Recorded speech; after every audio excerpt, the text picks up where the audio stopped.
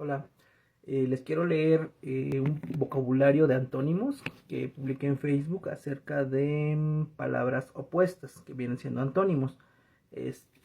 Son estos, no sé si alcanzan a ver, son estas palabritas. Y se los voy a leer para que puedan conocer la pronunciación. Son unas palabras al azar. El primero es Xolontoc.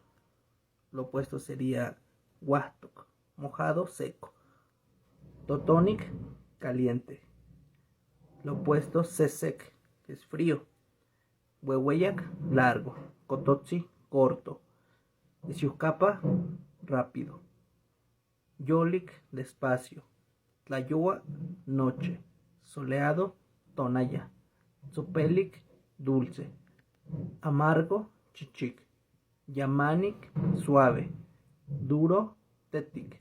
Telpocatl, joven. Viejo, huehuenzi. Pilquenzi, poquito. Mucho, miac. Así es como se pronuncian. Gracias, bye.